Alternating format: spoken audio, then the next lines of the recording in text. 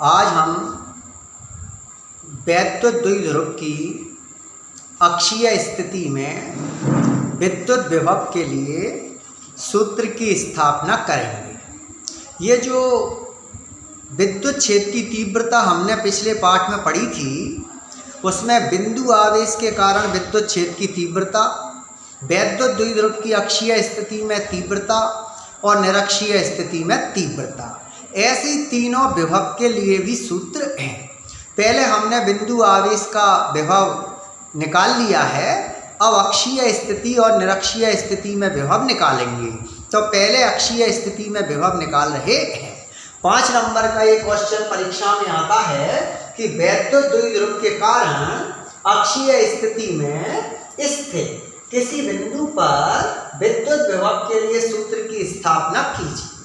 सबसे पहले तो अक्षीय स्थिति की परिभाषा पता करें कि वह बिंदु, जब कोई बिंदु जिस पर विद्युत विभव की गणना करनी होती है बढ़ाए गए द्विध्रुव अक्ष पर स्थित होता है, तो उसे द्विध्रुव के सापेक्ष अक्षीय स्थिति में कहा जाता है। इसके लिए पहले वैद्युत द्विध्रुव बनाना पड़ेगा। परिभाषा हमने पिछले पाठ में भी पढ़ी थी। तो इसमें वैद्युत द्विध्रुव है ए बी। ए होता है तो प्लस क्यू आवेश और बी होता है तो माइनस क्यू आवेश। दोनों के बीच की दूरी 2l, इसके बीच में केंद्र है वो, वहां पर दूरी आधी आधी, l इधर l इधर। अब इसको आगे बढ़ाएं तो ये द्विध्रुव का अक्ष है। यदि हम इसको आगे बढ़ाएं और एक बिंदु P मान लें, तो आगे बढ़ाएं तो इसके केंद्र से स्मॉल r दूरी पर एक बिंदु लें P। ये है अक्षीय स्थिति में, और इस पर विभव की क्या करना है, गणना। जब हम विभव की गणना करेंगे तो सबसे पहले हमको ए जो प्लस क्यू आवेश है उससे P बिंदु की दूरी पता करना पड़ेगी। क्या ए से P की दूरी कितनी है? तो अपन देखें यहाँ पे पूरी दूरी r है, इधर l, तो r में से l माइनस करें तो r माइनस l। अब माइनस q से दूरी देखना पड़ेगी, तो इधर दूरी r और शेष l, तो r प्लस l। अब हमको क्या है, क्या एक तो प्लस क्यू आवेश के कारण विभव निकालना पड़ेगा V1, एक माइनस क्यू आवेश के कारण विभव निकालना पड़ेगा V2, और दोनों को आपस में जोड़ देंगे तो कुल विभव आ जाएगा। पहले V1 का मान निकालें तो बिंदु A पर स्थित प्लस क्यू आवेश के कारण बिंदु P पर विद्युत विभव। ये विद्युत विभव का स्टैंडर्ड सूत्र कल हमने बनाया था पिछले टर्म पर, V इक्वल 1/4πε0K और Q अपॉन R। तीव्रता होती तो R स्क्वायर और विभव है तो R अकेला। मान लगाएं तो V1 बराबर 1/4πε0K और Q अपॉन R दूरी AP, तो AP स्क्वायर नहीं लगेगा। यदि स्क्वायर लगा दिया तो गलत हो जाएगा, क्योंकि तीव्रता में स्क्वायर होता है, जो हमने पिछले पाठ में पढ़ा था। अब AP का मान लगाएं तो AP का मान यहां से देखें R माइनस A, इक्वेशन 1। इसी प्रकार अब माइनस क्यू आवेश के कारण निकाल रहे हैं, तो बिंदु B पर स्थित माइनस क्यू आवेश के कारण बिंदु P पर विभव देख के लिखें तो V2 equal 1/4πε0K minus Q upon Vp। ये माइनस Q क्यों लिखा है?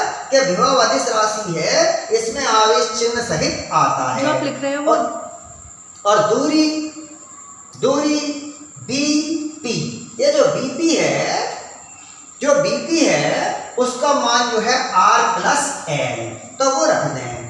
तो V2 इक्वल माइनस 1/4πε0K और Q upon R plus L।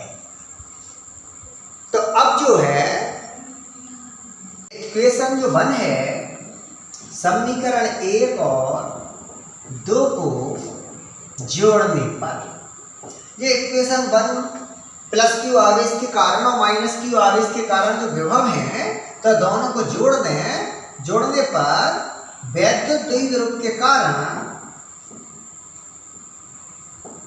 कारण कुल विभव V equal V1 plus V2 मान रख दें तो V बराबर 1/4πε0 के Q upon R minus L minus 1/4πε0 के और Q upon R plus L। ये R माइनस L है ना, वो प्लस Q आगे इसके कारण है, वो R plus L minus Q आगे इसके कारण, तो ये माइनस आगे की तरफ लगा दिया है। इसमें से जो कॉमन आ रहा है तो 4πε0 के और Q ऊपर, तो 1/R माइनस L और माइनस 1/R प्लस L। इसका एलसीएम ले लें तो V इक्वल Q अपॉन 4πε0 के LCM R minus L R plus L, इधर R plus L minus minus का इसमें मल्टीप्लाई करें तो R माइनस का और माइनस माइनस का हो गया प्लस, R से R कट गए, तो V इक्वल 1/4πε0 के, इधर L और L 2L में Q मिला दें 2QL और इसमें सूत्र लगा दें A minus B A plus B, तो दोनों का क्या हो गया स्क्वायर। ये जो 2QL है इसको कहते हैं वैद्युत द्विध्रुव आवेश। P इक्वल 2QL यह लगा दें तो V इक्वल 1/4πε0 के और P upon R square minus L square.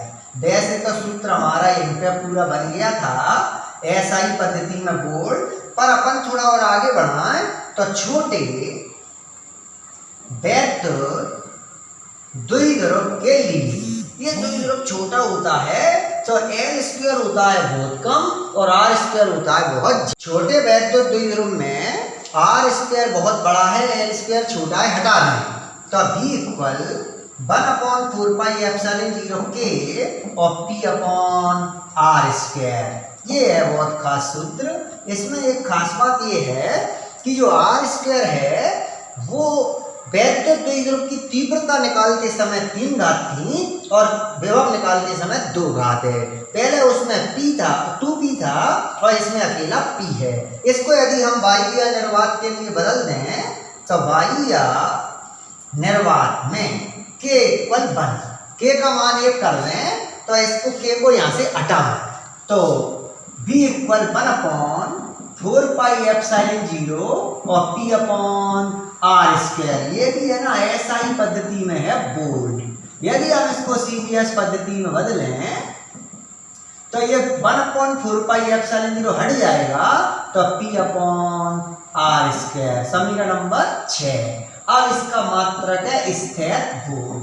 ये जो है बहुत खास वैद्युत द्विध्रुव की अक्षीय स्थिति में विभव का सूत्र है।